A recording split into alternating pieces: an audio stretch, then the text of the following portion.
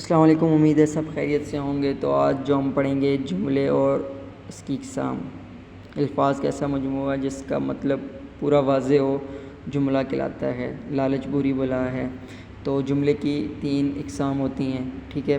مثبت جملے، منفی جملے، سوالیہ جملے، پازیٹیو، نیگیٹو، انٹروگیٹو، یہ جو جملے ہوتے ہیں، ٹھیک ہے۔ آپ نے اس طرح یاد کریں، مثبت وہی ہوتے ہیں جس میں کسی کام کرنا یا ہونا ظاہر ہوا ہو۔ سورج چمک رہا ہے، ہم کھانا کھا رہے ہیں، بارش تھم چکی ہے یا بارش ہو رہی ہے،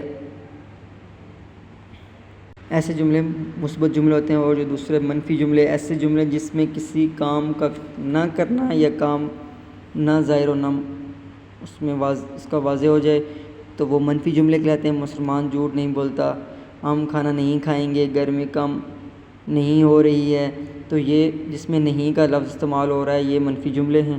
یہ تو بہت ایزی ہیں۔ اس کے علاوہ سوالیہ جملے، جس جملے میں کوئی سوال پوچھا جائے، سوالیہ جملے کہلاتے ہیں۔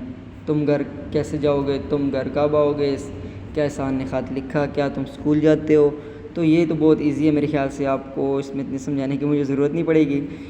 تو ایسے جملے سوالیہ جملے کہلاتے ہیں۔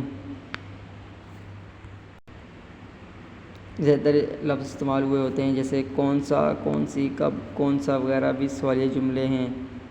اور اس کے آخر میں جو سمبل سے لگا ہوتا ہے وہ بھی آپ نے یہ یاد رکھ لینا ہے، یہ بھی لازمی آئے گا۔ اگر سمبل لگا ہوگا تو جملہ سوالیہ بنتا ہے۔ یہ تو وہی انگلش کے سارے رول ہیں۔ ادھر تو آپ کو حلوہ لگ گیا، ٹھیک ہے، لیکن یہاں سے جو آگے بات شروع ہوتی ہے کہ جملے کے حصے بھی ہوتے ہیں، جملے کی اقسام اور جملے کے حصے۔ یہ بھائی بہت ڈیفرنٹ کام ہو گیا ہے، ٹھیک ہے۔ جملے کے حصے 2 حصے تھے، مصدر لئے اور مسند، ٹھیک ہے۔ یہ 2 حصے ہوتے ہیں۔ مسند لئے میں جو جملے میں کسی شخص یا چیز کے بارے میں کہا گیا وہ مسند لئے ہوتا ہے۔ لفظ تھوڑا سا مشکل ہے لیکن خیر ہم اس کو فٹ کر دیتے ہیں۔ احمد ذہین ہے، اس جملے میں جو احمد ہے اسم ہوگا یا کوئی چیز کسی کے بارے میں جو ہوگا نا وہ مسند لئے ہوگا۔ اور مسند جو اس کی تعریف میں یا کوئی بیان دیا گیا ہو، جیسے اس جملے میں احمد ذہین ہے، اب جو اس میں ذہین ہے نا یہ اس کی تعریف یا کوئی اس کے بارے میں بیان سے آیا ہوا تو یہ مسند ہے، ٹھیک ہے۔ یہ آپ نے سمجھنا ہے کہ جملے کے 2 حصے ہیں، مسند لئے اور مسند۔